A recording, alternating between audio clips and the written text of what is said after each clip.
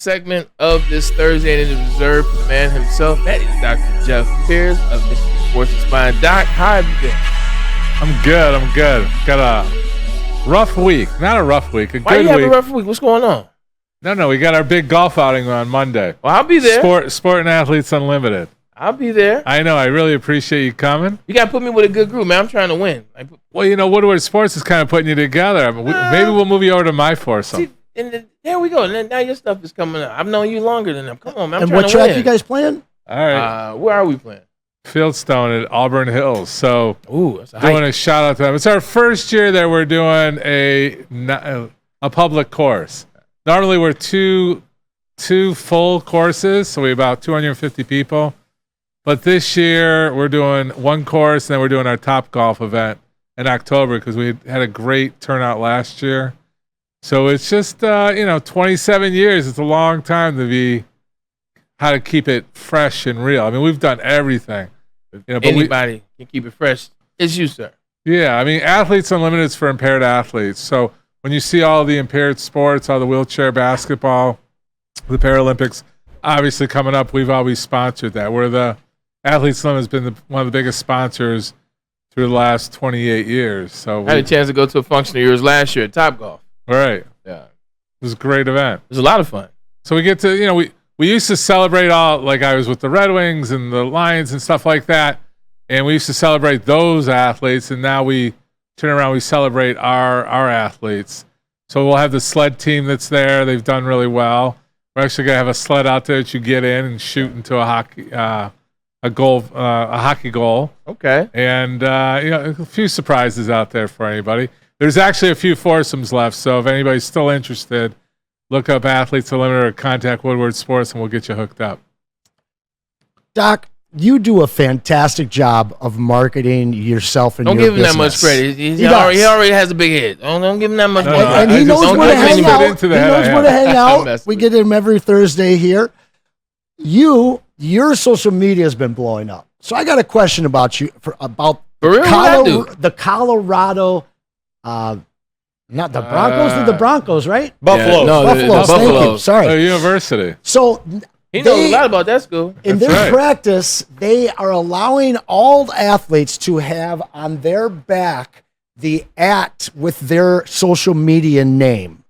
I think it's awesome. Yeah. And I would love to hear what you guys have to say on that topic. Wow. This is how much more time do we have? Go ahead, Doc. Take your time. I mean, no. Don't take your time. The answer is no. I mean, I guess we have to get over us old people, the purest of college. College meant something.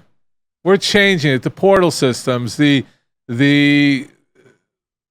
more about me. It's always about the we sport and everything else and how we play and what we do. And now it's going to be about I. I mean, I get primetime. Primetime was before his time, and he may feel they finally caught up to me. Let my boys benefit where I couldn't, type of thing. But, what are you doing for the game? What messages are you sending? I mean, like the Olympics, I love the Olympics right now because they're playing a lot of inspired, right? You're inspiring that 8-year-old girl that's running in track. Does this really putting an @ on the back of your jersey inspiring young athletes? So I really love what the Olympics are doing. I don't know if you guys realize what they're doing. A lot of commercials where that athlete's inspiring a young 8-year-old, where they tell the story, this person inspired me. So it's like looking at that pure sports conditioning, commitment, that grid, whatever you're going to call it, and this is who I want to be when I grow. I want to be an Olympian because of that.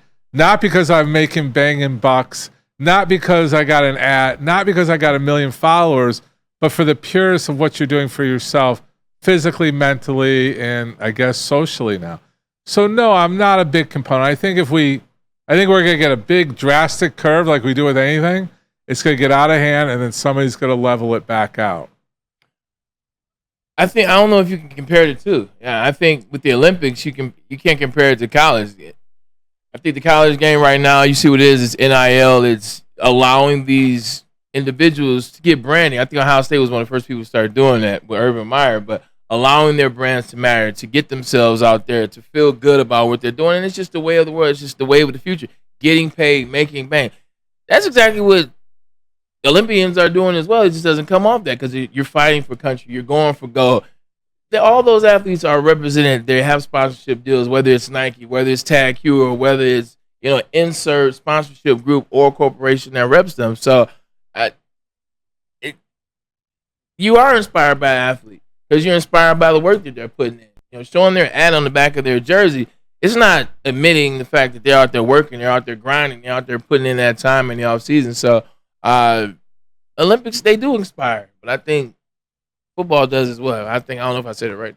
I think you guys both hit on some points. Yeah. One, Doc, you talk about kind of the old generation, and we think of college sports, and you don't get paid. And when we heard about guys getting paid, we got really upset. Now it's a completely different game, and this is allowing the funny is when they always say, like, pure. Like, NCAA was never pure. Well, if you want to be honest. No, I learned that my freshman year living in the football player dorms. Absolutely. It was classic. No. Yeah. It was classic. But a lot of these younger guys are never going to get an opportunity for anybody to care about them, follow them. It's just you focus on Shedeur Sanders. And now you've got an opportunity for everybody to get a little bit of that recognition. But I do like your point in the fact that you're trying to inspire kids. I'm going to look on the other side.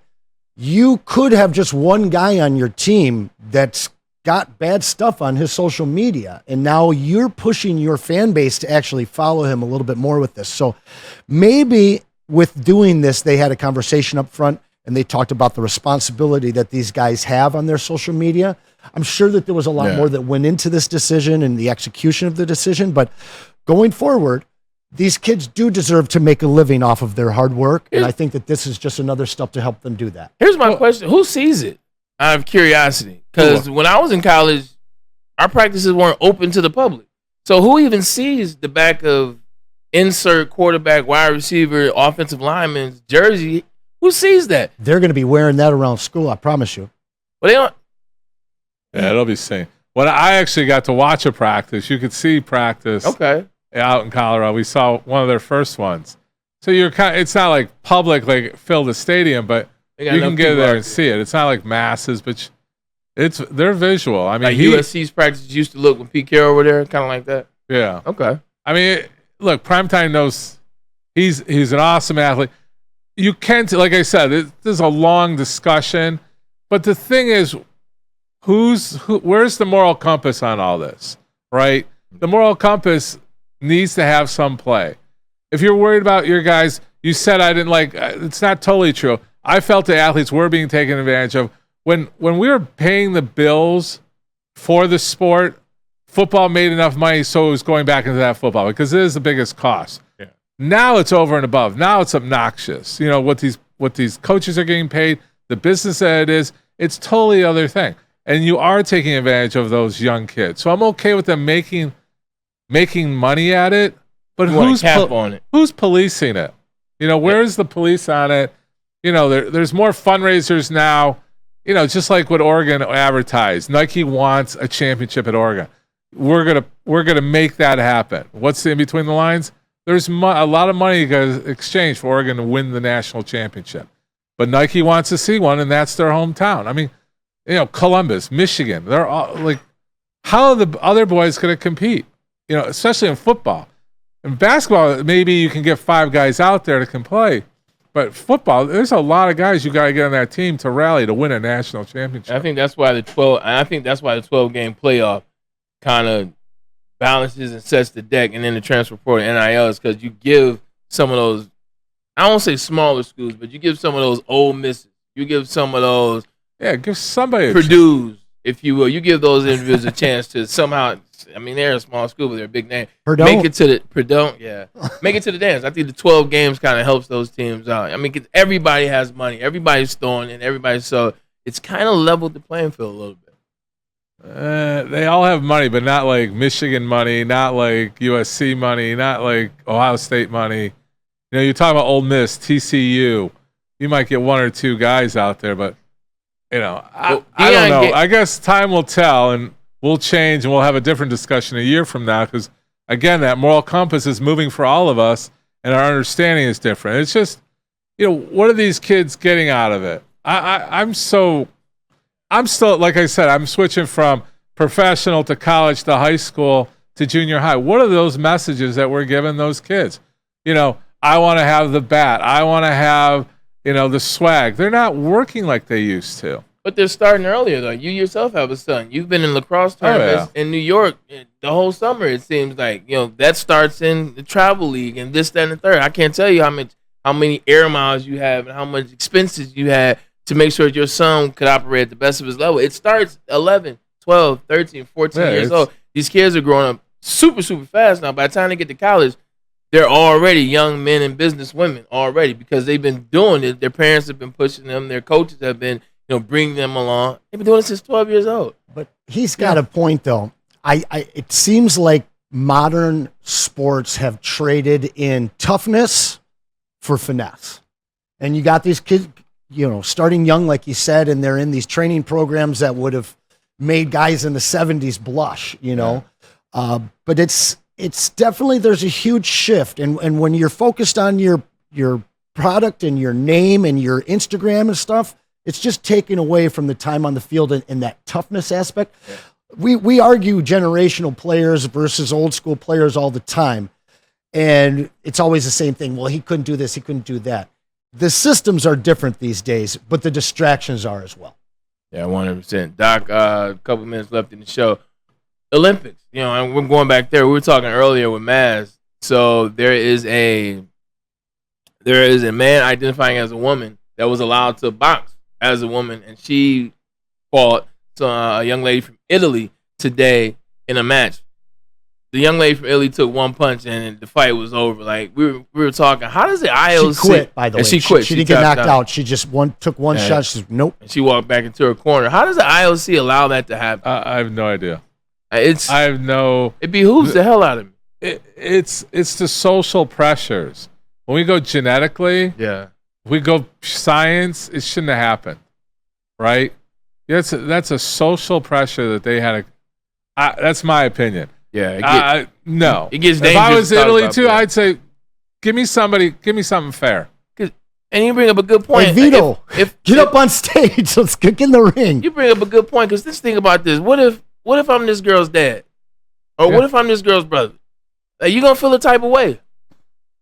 I told you, I would have been at the locker. It's the social pressure. That's what I'm saying with the Olympics. I was saying it before we started. I don't get all these sports. Go back to the purest of what the Olympics were about. I don't know about all these extra sports we've added. I don't know if they were always there and we just have coverage of all of them. And like speed walking today. Like I can't do this right now. It's time for Frisbee golf to be in the Olympics, isn't that? Is it not? It is. Let's go. Oh my God. Let's go, IOC. Doc, before we get out of here, any good concerts coming up? Because there's LCA and Pine Arbor heating up right now, man. I know you got the fix on something. We got a bunch. The big one's Kenny Chesney at Ford Field next Saturday.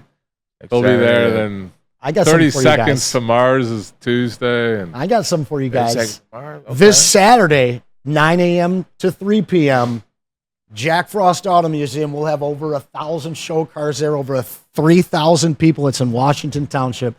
JackFrostAutomuseum.com. Check it out. Where's Washington Township? That is 28 Mile. Okay, so you said my house is on 8 Mile. I grew up on 28 Mile. Okay, very different roads. Joe Dumars Fieldhouse. Yeah, when I was a kid, that's how I used to do directions. I was like, "Is it by Joe Dumars Fieldhouse?" Okay, it's on East side. It's even further. Just 8 miles north of where that was. Yeah. Even further. I was like, by the Michigan Lottery Amphitheater. So the golf outing, number 1. That's Monday. 2, next weekend, first ever para dance. Those are impaired individuals. When you see wheelchair dance, first competition ever in North America will be held here in Dearborn. You have 23 countries, about 50 competitive teams, and Athletes Unlimited, people that put their money up for Athletes Unlimited, we're sponsoring it. Where does someone go to put their money up?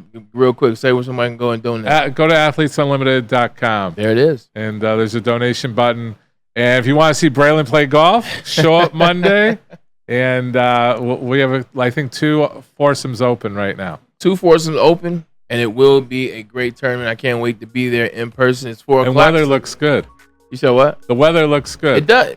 It's been real weird lately. I did Jalen's on Monday, and it was delayed for a while. It was raining that one. I did the Tigers out, and it rained in the morning, and I just been getting crushed with rain. It's 4 o'clock. That means the show is over. Anson, I appreciate you. I wanted to ask about Jalen's golf game, too. Well, guess what? But I got We have tomorrow. There we go. Attention sports fans, don't miss out on Expert Sports Injury Insight with Dr. Jeff Pierce of Michigan Sports and Spine. Join Dr. Pierce every Tuesday during Big D Energy and Thursdays during Ermanni and Edwards, where he offers top-notch injury advice. Trust the guy that I trust. Dr. Jeff Pierce is here to keep you in the game and performing at your best.